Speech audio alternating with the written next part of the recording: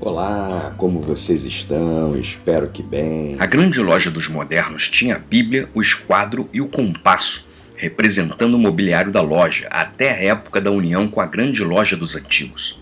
Hoje vamos falar um pouco das três grandes luzes nas duas grandes lojas rivais.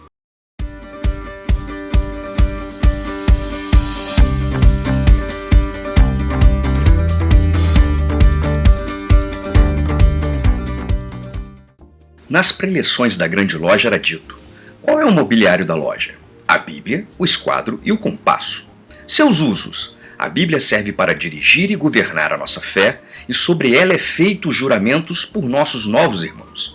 Assim também o compasso e o esquadro, quando unidos, servem para reger as nossas vidas e as nossas ações. De onde derivam e a quem pertence? A Bíblia deriva de Deus para o homem em geral. O compasso pertence ao grão-mestre em particular e o esquadro a toda a ordem maçônica. Por que a Bíblia deriva de Deus para o homem em geral? Porque aprouve ao Todo-Poderoso revelar mais de sua divina vontade neste livro do que por outros meios que já tenha feito, seja pela luz da razão, seja pela retórica com todos os seus poderes. Por que o compasso pertence ao grão-mestre em particular? Sendo este o principal instrumento usado para desenhar e fazer plantas arquitetônicas, é particularmente apropriado ao grão-mestre, como um emblema da sua dignidade e por ser o chefe e o governador de toda a ordem, e sob cujo patrocínio as nossas grandes leis são tão sensatamente impostas, estrita e universalmente obedecidas pela ordem em geral. E por que o esquadro pertence a toda a ordem maçônica? Por ser ela juramentada no esquadro e, consequentemente, compromissada a assim agir sobre ele.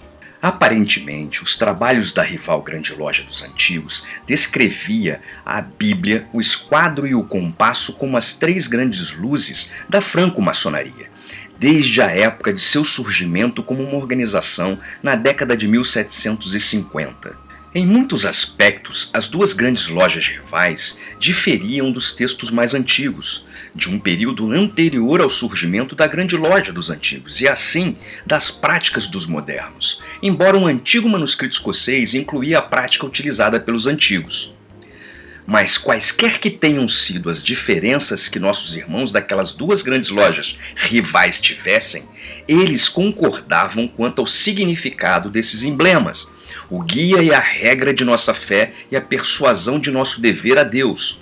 Os demais emblemas unidos no intuito de dirigir e governar as nossas vidas e ações, em inculcar a nossa obrigação para com o semelhante e para conosco mesmo, e em manifestar ao mundo o nosso mérito como maçons. Percebemos que nos tempos anteriores à união das duas grandes lojas, ambas eram basicamente cristãs em seus trabalhos e se referiam apenas à Bíblia.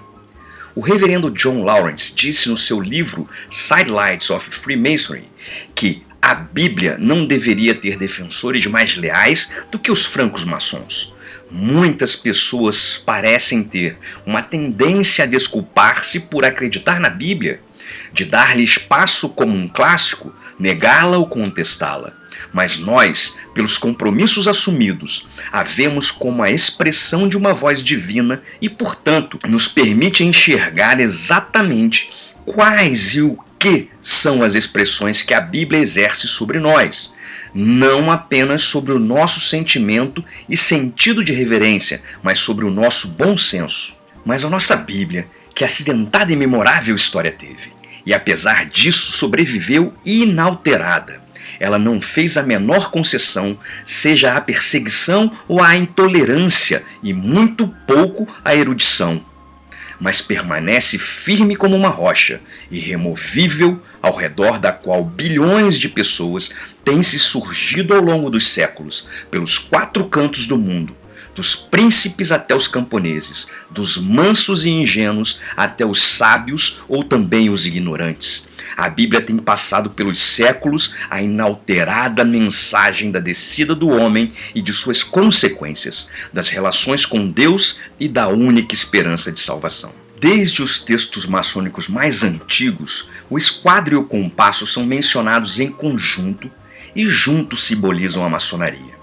As nossas antigas preleções sempre se referem a esses instrumentos quando unidos, e por seus individuais usos e aplicações maçônicas, eles nos ensinam os deveres e as obrigações que temos conosco e perante os nossos semelhantes. No volume da Lei Sagrada, o esquadro está unido ao compasso.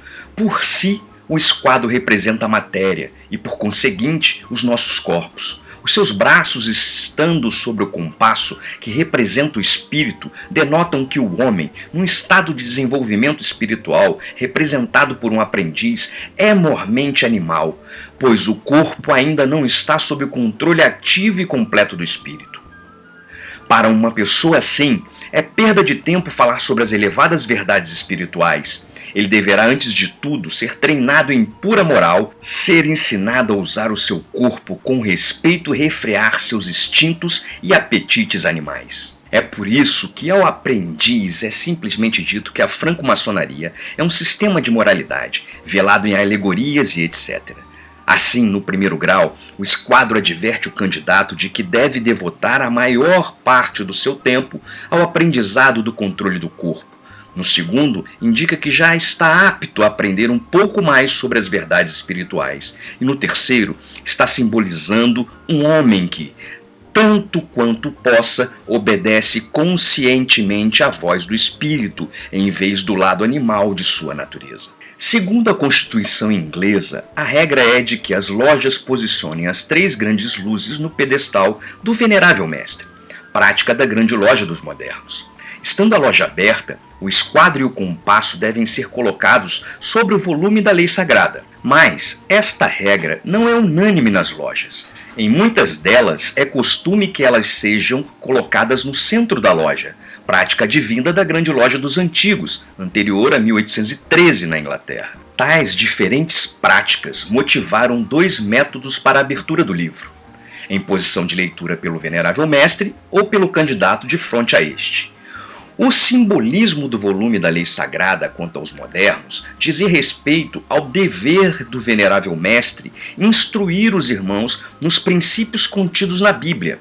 A Bíblia não estava na loja apenas para ser usado por ocasião dos juramentos, pois ali ela permanecia como a palavra de Deus e para que pudesse o Venerável Mestre instruir sobre ela.